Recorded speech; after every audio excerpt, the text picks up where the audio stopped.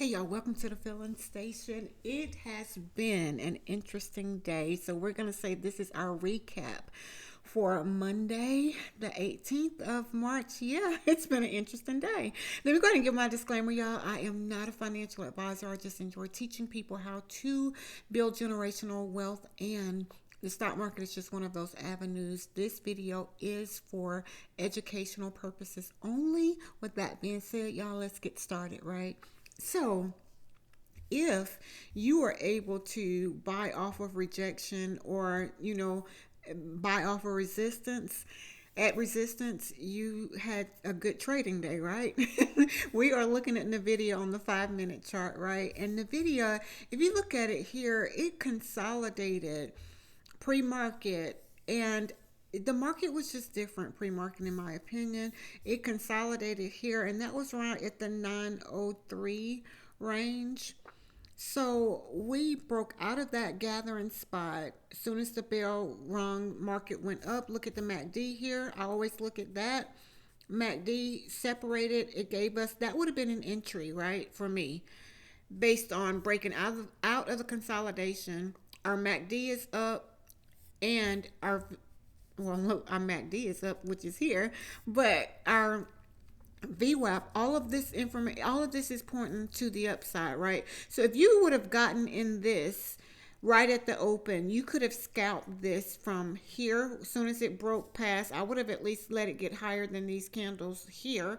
So that would have been my entry, right? You could have entered here and scalped it all the way up to this ORB high, which is that green dotted line. When I see little, like the new highs here, to me, I have to be careful in those areas, because that's like the peak of the mountain, right? At some point it's probably either going to get rejected right there and do some type of pullback. Normally when you see that, especially if it has a run up like this. So when it makes highs like this, I have to be careful at that area. So you could have scalped from, here to here and sold. However, again, this is creating a new gathering spot. So if you didn't get in that trade, you could have very well waited and got in on this rejection here, because it consolidated, ran up, got rejected. Remember, I always say buy off rejection from, resistance. This was resistance. It hit resistance, got rejected, and it came down. You could have very well came, where's our MACD? Here is giving us a signal that we could have entered this, which in my opinion is still trading sideways. So I would have waited. Let me get a better view. Okay, here we go. So I would have waited just a little bit. That would have been my area of entry here. When that 5 and 50 cross here, that's where I enter my trades. Although the MACD gave us a signal earlier, which you could have very well entered that. That is an entry for me. Let me say that. That's an entry for me. Not telling you that you could have. That not financial advice. Let me throw that out there. So again, we consolidated here just a little bit, so that created a gathering spot for me. MACD crossed. That is a place for me to look for my entry. 5 and 50 cross right here. Second confirmation that I can enter this trade to the downside, and I am under my 5 EMA. So this is what I look for to enter my trades. I buy off of rejection. It got rejected here. My MACD crossed here. My 5 and 50 crossed here. I would have entered my trade here, around this area here, somewhere between here and here. I would have entered my trade, right? So the concern to that is, would it have came up as it got rejected here on the 20 EMA and then it start coming down? I would have stayed in it, and this would have been the one that I would have rode the 5, right? Because if I would have entered at this MACD crossing, I would have stayed in, and that's a hard thing to do sometimes, especially when you're in profit and then it comes back and retests the area or come back up to a moving average, and you're like, okay, I should have gotten out at the bottom. But you know what? That's one of the things that I had to learn the hard way, that sometimes if you stay in a little bit longer, you have to be able to withstand the ups and downs, and know that, if it gets too far out, you're losing too much, I would say, okay, I'm going to cut my loss. But Sometimes it will test an area only to come back down to drop down further. So a lot of people ask me, where do I enter my trades? That is an entry for me. MACD crossing, 5 and 50 crossing, buying off of rejection. So that is three areas that I would have entered NVIDIA to the downside. I probably would have gotten out here. And let me tell you why. One, I would have been okay with the profit. Let me say that. And two, we have a crossing of the MACD. If my MACD crosses back to, the upside, I don't need to be in the downside of the trade. I'm under the 5 EMA here, but I'm back to being on top of the 5 EMA, meaning I should not be to the downside if my candles are above the 5 EMA. That's something to think about. So if you look at it here, riding the 5, right? And as Miss Willing would say, let me say that. So if we're under the 5 EMA, those are to the downside trades for me. And based on the confirmation of buying off rejection, 5 and 50 crossing, MACD crossing, I would have been in puts to the downside. I would have exited here only because my MACD had crossed here, right? So somewhere between here, I would have gotten out of the trade, knowing that this is a bottom, and that could have been a hammer here, which when I see a hammer at the bottom right here, I'm chances are, especially if I'm in the trade, I'm going to be looking to get out of that. And here we consolidated just a little bit, but our MACD lines crossed, and it took us back, to this upside of the move. So that's something to think about. Always pay attention to, where your candles are in reference to your 5 EMA. What is your MACD showing you? Because my MACD has actually helped me stay in trades a little bit longer based on, I could see something different with the candle pattern, and I would look at the MACD and say, well, the more MACD is still pointing down, or the MACD is pointing up, and it helps me stay in my trades a little bit longer. So again, you want to buy off of rejection, or you want to buy off of support. And when I say buy off of support, it seems like here it came down, found support on this 5 EMA, and on top of the 5 EMA. That is support right here, because it could have continued to the downside. So if you wanted to enter this trade, you would have bought it off of support, which would have been around this area. Your MACD crossing is a confirmation, and at some point here, it looks like the 5 and 50 was trying to cross. So that would have been, a third confirmation. But after I have made a decent profit, I don't keep going back in. I'm grateful for what I have. This would have been a nice profit for me. I don't know if I would have been, trying to go back to this, and I would have been okay with where I was. And one of the things I've had to learn was not to always jump in and out of trades. And me being a scalper, that's what I used to do all the time, in and out, in and out. Now I just look for profitable trades, making sure I'm entering at the right time, making sure I'm getting out at the right time. That was hard for me, being able to get out at the right time. So this is Tesla, and as you can see, y'all, I have a lot of alerts on my charts for, Tesla. Tesla is one that I trade pretty much every day. And if you were trading Tesla today, we had a consolidation, and it broke out of consolidation, came down, found support right here at this ORB low. The red dotted line and the green dotted line just represents the opening range breakout. That's the low of the day, first 15 minutes. This is the high of the day, first 15 minutes. And it's automatically calculated on my charts, which I love, love, love. Let me say that. It just helps me with support and resistance. So if you were trading Tesla today, you would have bought off of support, which would have been here. We had a reversal candle here to let us know. And look, our MACD crossed 1, 5 and 50 crossed 2. I would have entered my trade here, and that would have been at the 168. So you could have gotten in Tesla from 168 all the way up to this 174. Remember, I look for this right here. At some point, I'm getting ready to get out when I get to this place, right? Because we've made a new high. That's exactly what it's telling us. So if you bought off of support, with confirmation of the MACD crossing, the 5 and 50 crossing, this would have been a nice scalp or a nice entry to take your trade. What I would say is this sideways movement here, I don't think I would have wanted to trade that with Tesla today. And that's exactly what it did for a long time. It just went sideways. And if you look at the 30-minute chart, you can see it a little bit clearer. We broke out of consolidation or the gathering spot right here. We got in, we went up. It made a high here, and guess what it did? It went sideways. The good thing about it is it was above the 5 EMA, which is good, right? But it still went sideways, so I wouldn't have wanted to be in this type of trading here, especially if you're trading the SPY, because I don't do same day expiration with SPY, but if you trade the same day expiration, you could very well lose money just going sideways. So with Tesla, the trade was to, buy off of this support area here and ride this back to the top here, and I would have gotten out in this area. So let's look at the SPY.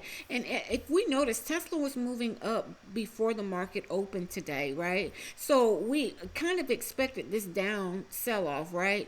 I didn't expect it to go all the way up because I had the 171 or the 170 area as resistance, and it broke through all of that and continued higher. My concern for Tesla is, we have FOMC, all of that is going to come out Tuesday, Wednesday, and is that our run up before the sell off or the breakdown? So I pay attention to patterns, and for it to be moving the way that it's moving before, we're getting ready to get some news and things like that, that's pay attention. That's a red flag for me, right? So SPY did the exact same thing, in my opinion, right? SPY was moving up before the market opened. You can see it consolidated here, right? And again, we're looking at the 5-minute chart. It ran up pre-market, consolidated a little bit more, only to give you this. Okay, this is where if you were to scalp this, you would have bought off of support. This would have been support. It came down, found support here. Those two candles here gave you a move back to the upside, so you could have entered the trade. And if you look at your MACD right here, it tells you your MACD is crossing. That's an entry for me. So you could have entered the trade and scalped it until you seen this here and I would have been looking to get out probably somewhere around this area, because you can see it got rejected. It made a high and it starts selling off. Normally when you see it make a high like this, it's probably going to start selling off, meaning you're going to see a wick at the top, which means there were some sellers here in this area here. So it looks like the SPY consolidated a little bit, ran up, and then it some sellers were right there to to take that price right back down just a little bit, because it went sideways for a while. It sold from 10.25 all the way till about, I say, 11.05, it started just going sideways. So I don't like to trade the sideways movements. And if you are in those trades, if you're not careful, you can lose a lot of money. Let me say that. So the SPY, I was anticipating, I did get in a scalp for SPY towards the end of the day. I was in this move here because I was just believing that it was going to sell off based on the movement that we had from this morning. I do not like to trade this area here. And if you look at your MACD, there's not a clear signal for me. So I try my absolute best not to trade those. I did enter a trade here and I scalped it down. And one of the things with the SPY, with Thinkorswim, you can trade the SPY until 410 or closer to 415 as long as you sell it before the 415. And sometimes you have to call them and let them know that you want to sell it, for them not to sell it, that you want to sell it and that you're still in your trade, and which is good. I like that they will sell it for you, but sometimes they'll sell it and you can really make some more money. So that's something to think about if you use Thinkorswim or TOS, right?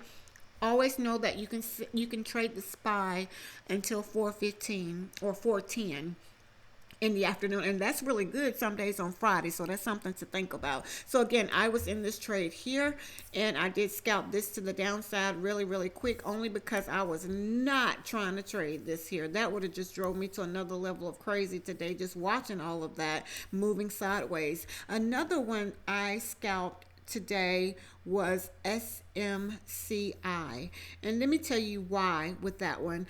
based on what I was seeing on the daily chart, I saw that it had gaps to the downside, right?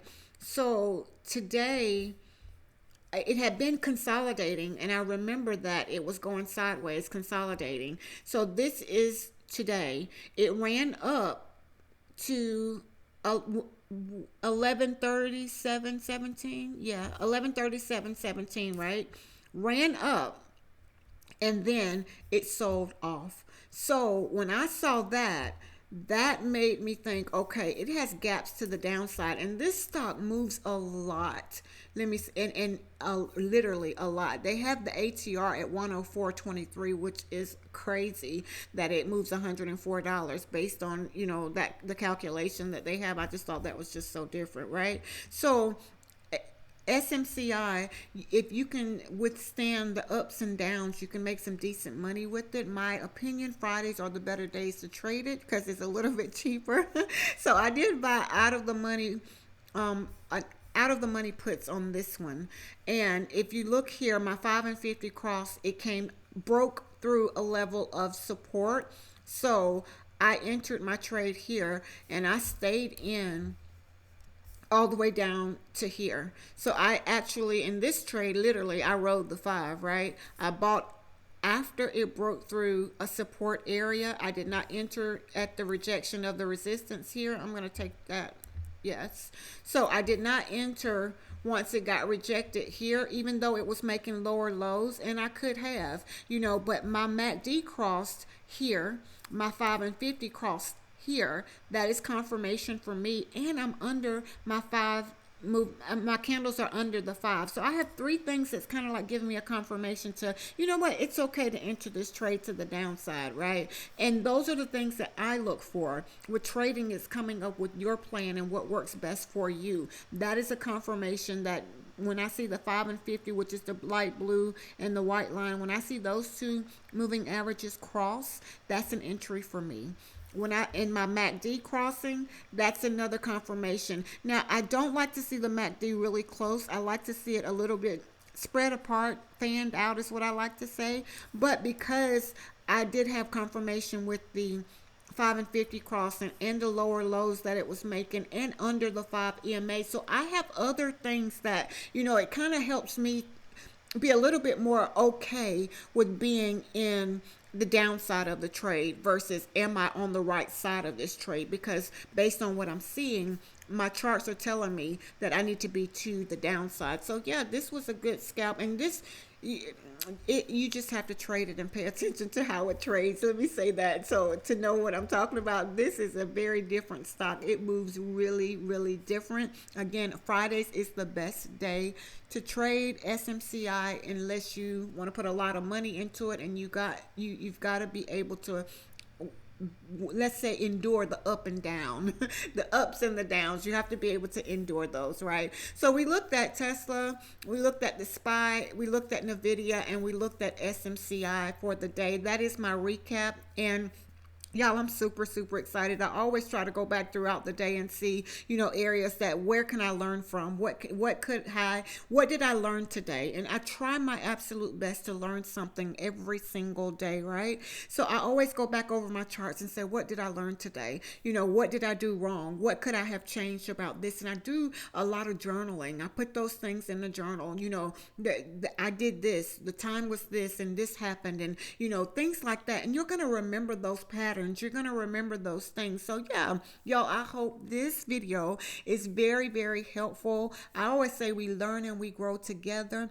Thank you so much for watching, for listening, and learning with me. Let me say that I'm so excited at that, right? Iron sharpens iron. I say that all the time. So y'all, until next time, I always say be blessed as well as a blessing unto others, right?